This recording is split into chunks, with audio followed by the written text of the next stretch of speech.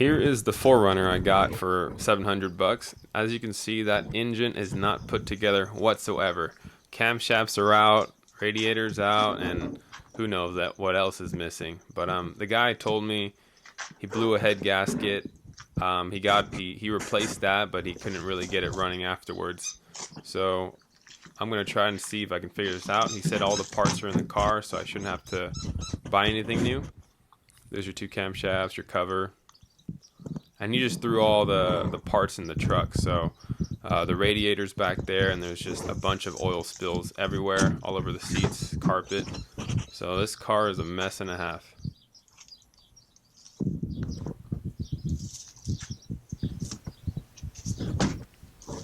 Overall, the car is pretty straight. It's got a couple of dents here and there, but it does have a clean title, so that's good news.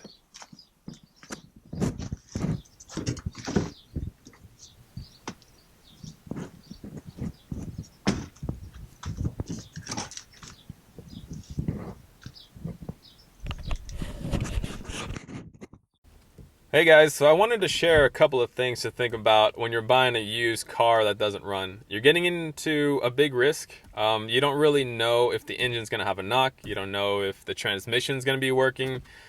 You don't really know what else could be wrong with the car. It's very hard to tell.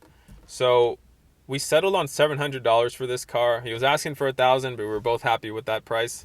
I knew that I could probably scrap the car for, I don't know, $400, $500, so I'd be out $300, and that's a risk that I'm willing to take. I knew that these cars go for about $2,000 on the market, and this is actually my second 4Runner and my fifth Toyota car, so I was pretty comfortable with that risk that I was taking.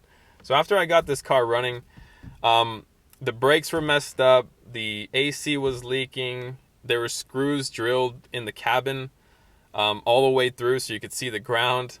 So it was at that point I sold it pretty quickly. I just listed it for $2,000. I got 18 out of it, so not a bad deal anyways. But originally I just did not trust this thing out there hunting and as a hunting and fishing rig, because I'm out there in the mountains and I wasn't really confident what else could be wrong with this car.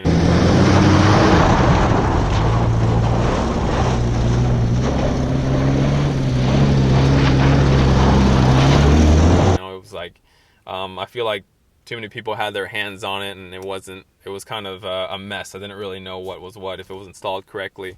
So I decided to get rid of it. But again, this video, it just kind of shows the process. So let's get to that.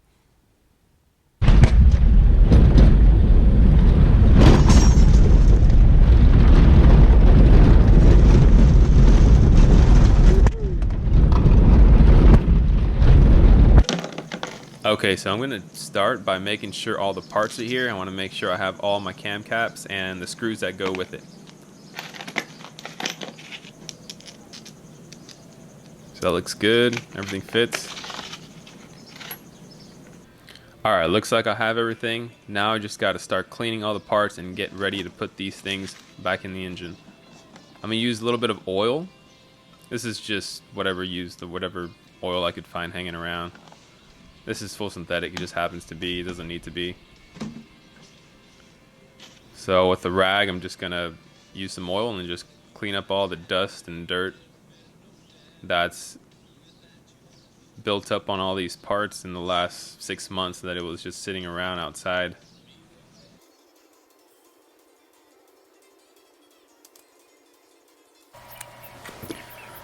Alright, so I'm going to grease up the camshaft on all the contact points just a little bit. And I'm going to make sure I oil all the bolts and the caps.